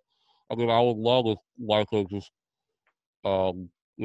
it's just like went independent and just fucking made something weird and just fucking put it out. Yeah, But I I don't kind of know what they want to really do. Because I see think see all see their what I films are cool shit. what I think is I think that this is the formula that they're doing is a very intentional part of the process because I think they're trying to tap Oh, in. absolutely. Yeah. I think they're tapping into that synthesis Yeah, of the 100%. formulaic Pixar Yeah. story Yeah. with what they could like, but Yeah. bring it to another level with Yeah. their production design. Yeah. And I think that it's kind of going along the lines of it's tapping into that kind of magic that you see with these animated pictures that like a Miyazaki film or like a Animated really pictures, baby. animated pictures. Yeah. And I think that it's a really cool kind of mission Yeah, good. of bringing trying to bring the I think what you're trying, are you trying to say, like, because Laika makes movies for everyone. Like, they're yeah literally, like, so does Pixar. Like, they have something, like a story and a, like a vibe and aesthetic that literally appeals to everybody. yeah And, like, that's, like, really fucking hard to yeah do. it's like accessible true beauty or something Yeah, like that. yeah, It's kind of yeah, like what I'm yeah. assessing, And, and I think that like, I, as a 3-year-old man, I fucking Haramizaki is it's magical. It's fucking cool. yeah But they're uh, made with the intention of it's animated so it has the child. It's not like there's no sex or nudity in it. It's nudity. It's not a nudity. nudie film, you know. But but yeah, these films are so special because it taps into something that's so like the childlike wonder of like Yeah, everybody. Like yeah, that's what's so incredible about animation and this movie and Laika in general. But I understand what you're saying though. yeah, yeah. Absolutely.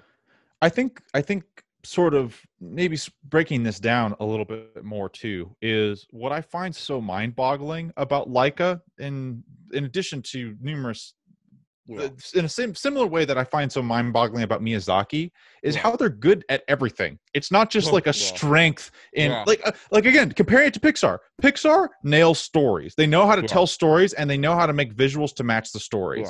But like when you compare it to a Miyazaki film or like a film, it's like, man, they don't nail it like Miyazaki nails the music, the character Yeah. designs, the environments, Yeah. and Laika Well, has that kind of magic here's too. why I say about the Pixar comparison because I do like comparing Laika and Pixar because they are similar in a way because they're going on the same lane in what you're Yeah. saying. Yeah. The problem here's the thing about Pixar. They have way more movies than Laika, but Yeah. also Pixar is I completely lost my point. But okay, so we'll compare the best Pixar movies to the best Laika movies. And Okay. like what you're saying is like The Incredibles, for example. They all have everything. Story, Yeah, characters, visuals, right. music, everything. Here's the problem with Pixar though, especially recently. They are maybe not all their movies recently, but they have kind of turned into sequelitis a little bit, Yeah. or they're kind of their ideas aren't maybe as original and as cool as they used to be. I They've thought become very Coco, corporate. I thought Coco was fucking amazing. I hear Soul is incredible. There's like early word that that movie's fucking will blow you away. I'm very excited about that. Yeah. 'Cause I think that's gonna be on Disney Plus. Cool, so I Woo. can actually watch that. But on Christmas, they're releasing on Christmas Day on Oh, Disney cool. Plus. Cool. Cool. Um, so, um, but I think, but what I was saying was like, I think what I was talking about Leica is each movie's different. Like they could Yeah. make, and that was what was so cool about Pixar when they first started, right? Is that like think about like what they were doing. Because they were like Toy Story, Bugs Life, Monsters Inc., you know, The Incredibles, all these amazing, Finding Nemo, all these original, creative worlds that they were just fucking back to back to back to Yeah. back. And Yeah. then now they're kind of, you know, doing another Toy Story movie, which I thought was brilliant, but, Toy Story 4, but they also did, Finding Dory, and which I don't think was very good, or Yeah. Or, The Incredibles 2 I thought was fun, but not nearly as close as the first one, Yeah, So right. I think they're kind of getting into this weird lane where, because they're owned by fucking the mouse, they kind of are maybe forced to kind of do these kind of franchise stuff. And Laika is not interested in franchise stuff. Yeah. From a viewer from the outside, they want to tell a wholly original thing each time that they make a movie. Like Right. Coraline is completely different than Two Men and Two Strings. Yeah. Yeah. And I think that's a great point. And it makes me think that in addition to sort of maybe their artistic integrity, I don't know what it is, but also just the format of stop motion sort of keeps them in the Yeah, range exactly. of That's having another to thing keep a too. Yeah, this yeah, like they yeah, if you were going to do stop motion, you got to be passionate about it yeah, because man, it's yeah. so laborious. So laborious. Is That's that a kind of word? the thing. It's a good I think word. so. Yeah. I think so. That's a kind of a cool like shout out to Laika is that just how fucking cool it is that we can have a consistent studio to consistently release stop motion films. Yeah, And it's not it's just like a awesome. one-time thing. It's It's like they have awesome. made 5 stop motion films and I can Yeah, expect that they will make another one in 3 to 4 I years. hope so, That's man. so cool. That's That is great. so cool. Awesome. Yeah, like Artland doesn't, put out uh that many news anymore. I mean, they have Yeah. early now, which I heard was pretty like I heard like mixed things about it. I heard one critic that I really like loved it. Then I had like Yeah. another guy so I gotta watch it. But Yeah. um, I think it was a problem of like the advertising didn't meet the expectations because it was about cavemen's playing soccer, not soccer. like about cavemen. Yeah, Yeah, right. so which is a very Yeah, Aardman. That's a wonderful Aardman yeah, idea, it's great. but I Yeah, think I think it could yeah, turn people off. It's just like, dude, I wanted cavemen and right. shit, not All I'm soccer. gonna say about Arlen, bring back Wallace and Gromit. Give me Yeah, another one. Come on, even like a short. Just make a short. Just, yeah. just come on. I don't know if they'll do that. It feels like I think they're moved on I think they bookended Wallace and Gromit. in 20 years. um, I completely agree with all that. But I think Laika is such a fucking cool studio. Like, Yeah, if you're listening to this and you haven't seen, uh, we like Missing Link a lot. That was definitely on my. I love I Missing think that Link. was an I honorable love Missing mention Link. for Yeah, both of us. yeah. Um, I think it might have been on my top 10. I don't yeah, know. it was a I great love that movie, movie. super fun movie. And yeah, man, they just make like incredibly fun movies. Coraline, Missing Link, um, Two Little Two Strings, Box Trolls, and Missing Link. They're all, all Yeah, really, really, really interesting and entertaining to watch. Like yeah, different levels, like Pixar. yeah, But what's cool too about Laika is that also even with all their stories and all their characters being different, like the style of their movies are different. Like that's the yeah. crazy Right. thing is like sort of like Pixar has kind of a similar 3D aesthetic. Like they have the Pixar kind of look.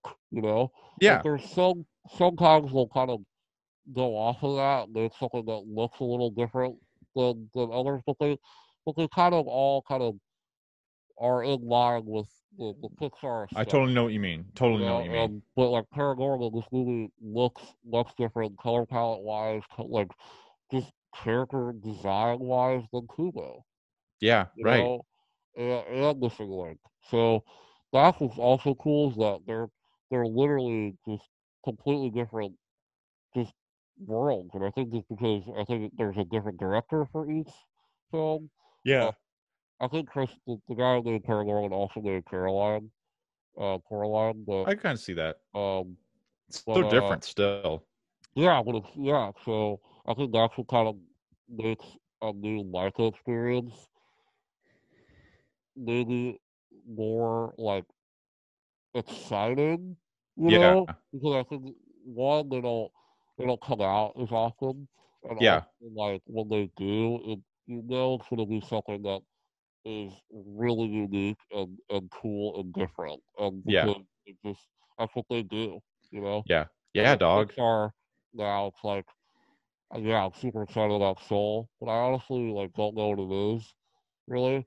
but like I'm excited for a original property by Pixar. Pixar, you know, Yeah. because they're still coming out. Coco was amazing, so it's Yeah. like you know it's not as exciting anymore because some of their originals like Brave were not so great. So, but Yeah. each Laika movie is pretty fucking cool.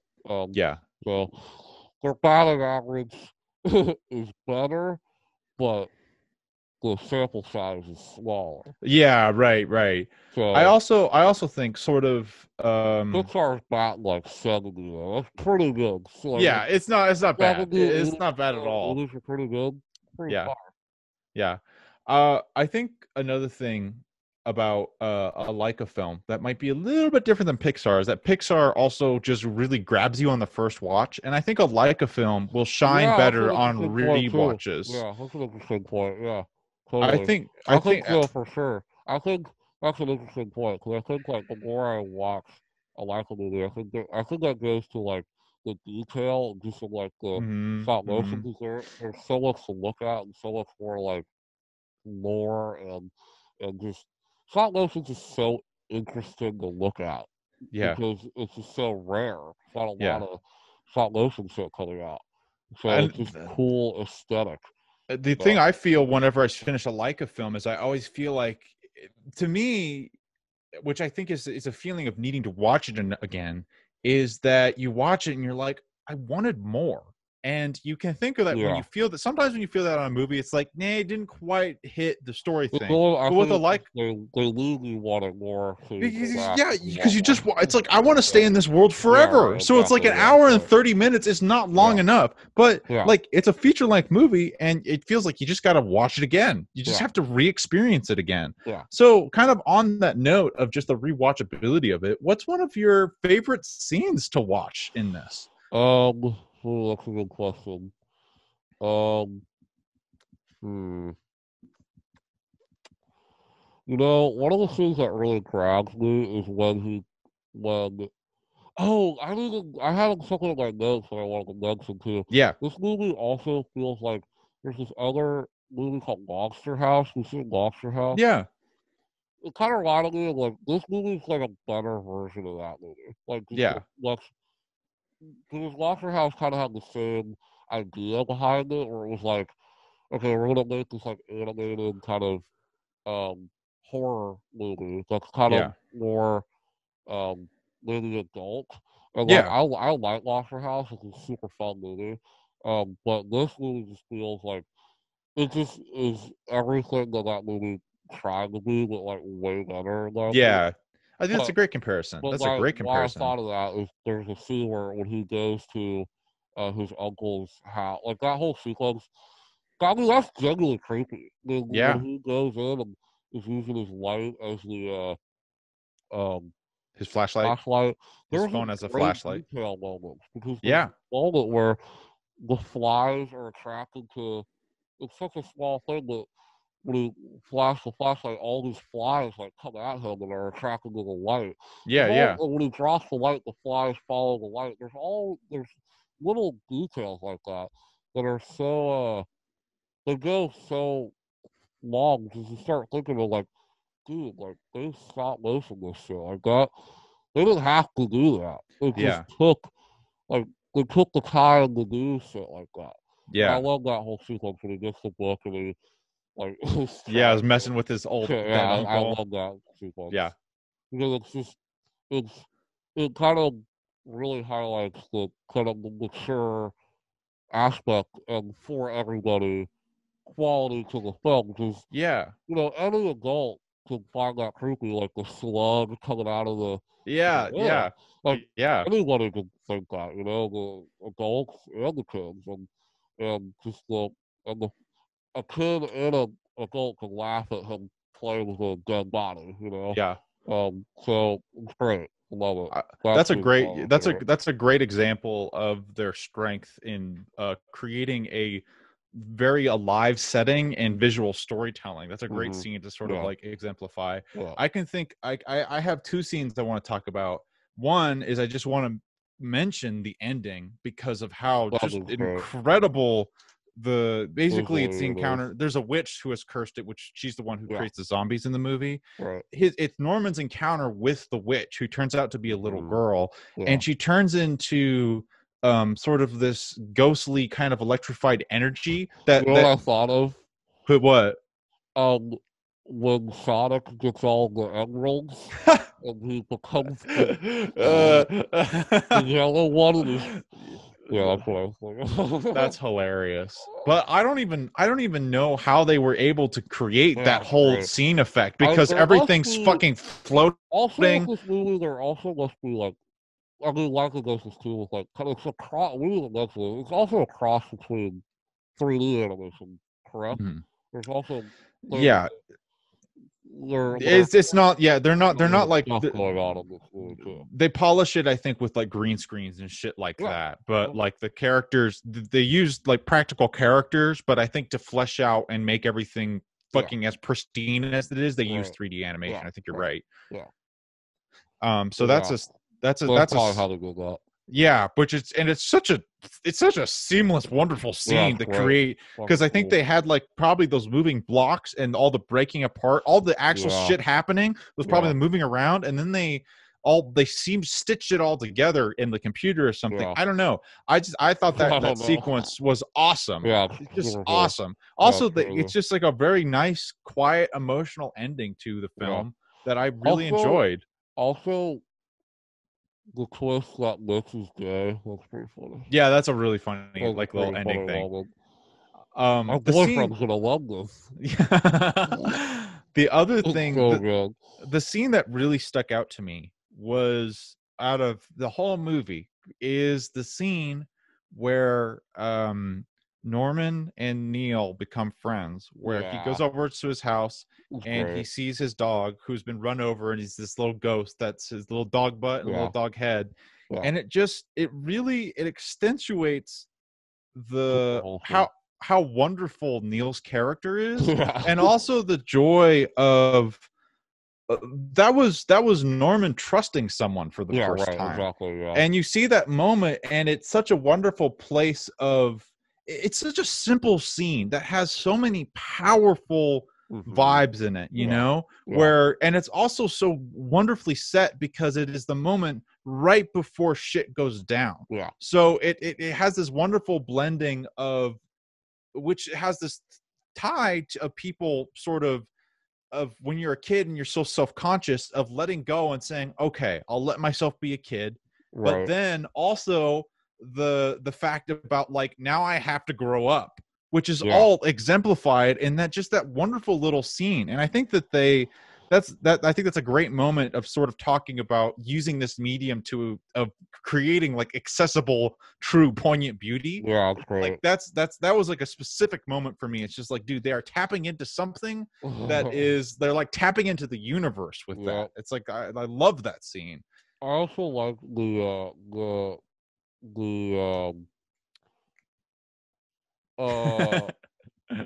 fact that Neil was sniffing his butt. Yeah. That's a pretty good humor. I wrote Neil's eating his ass, but it's probably not what was happening. Yeah. That's just my dirty brain. Yeah. Putting, things onto it. Yeah. This movie's fucking great. It's so good. It's so good. So good. So good. Great. Do you like this better than Coraline? Ooh, man, I think that I need to watch Coraline again. It's incomparable. This thing, I was thoroughly charmed, dude. I was just so thoroughly charmed that it's like comparing Miyazaki films. I just I don't know what to do. I don't know what to do. And it's just like, I think I'll just have to watch them all a bunch of times and just let my heart tell me, like, what am I going back to the most? So with time, I'll know, but I don't know right now. Cool. Yeah, this movie is thick and butter. Thick and butter. Approved. So approved. Approved. Approved. And yeah. Thank you guys so much for listening to this fucking wild political podcast. Yeah, that's what next week, all about politics, penises, and penises, politics and penises, the Oscars, the Grammys. Yeah. I don't even remember what we talked about, but it was That was like exciting 45 minutes and ago. fun, and I'm glad that you came on this ride with us. Yes. Thank you for being here. um, Hey, hey, I got a hey. movie. Yes, that's what I want to know from you. Tell me And what I'm watching. when I was choosing the movie, I was like, all right, what can I choose that is so far right Uh-huh. from ParaNorman? Just completely switch it up. Yeah. The ParaNorman, this is all kind of Halloween. Yeah. Which this is not a spooky episode, by the way. Don't get confused. No, This is yeah, not a sorry. spooky I episode. apologize. That was dead and gone. That was last month. And I have noticed that we have not talked about an art film in a Oh boy. long time. Oh boy. We're gonna do The Tree of Life, Oh directed by fuck. Terrence Malick, Dude, you gave me an which excuse is to buy a which is Criterion. don't do that because it's really Oh. expensive. Watch the Oh, movie okay. and then do it. Because I bought it and it was $40. Oh wow. I got it on sale. Don't buy the Criterion. Not worth it until you watch it. And then if you love it, then do it. Yeah. But anyway, The Tree of Life by Terrence Malick Ooh. is a movie that changed my life when I saw it. I felt a seismic shift in my body after I watched Yeah. it. So I'm really excited to talk to you about it because I Hell really haven't yeah. seen it. No. And it's gonna be a crazy episode. So I highly suggest listening to that. I already know it's gonna be a wild one. So Yeah. we're gonna do that next week. Um, and yeah, I believe it's on HBO Max. If you guys have an HBO account, I think it is. Don't be wrong. Honestly, I just threw that out in the Do ether. your I own don't know. fucking research because Herb is fucking unreliable. I just threw that out on the ether. I'm completely lying. Yeah. So I'm excited to do that. Yeah, And I'm super we're psyched gonna do that now. next week. And all right, everybody. Hey, Second Butter Podcast, episode 75, the one uh, after 74. If you haven't listened to 74, do that. 76 is Hell, coming up if you next. haven't listened to what do you call the podcast? Kind of discography, not Oh, a filmography, audiology, audiology. Do our whole podology. audiology. Do it. Yeah, man. All Start right, from everybody. one. Follow us on Instagram, Twitter, Facebook. Fucking subscribe on the YouTube. Give this video a like if you liked it. All right, Thanks. everybody. It's been real. Yeah. Bye bye. Bye.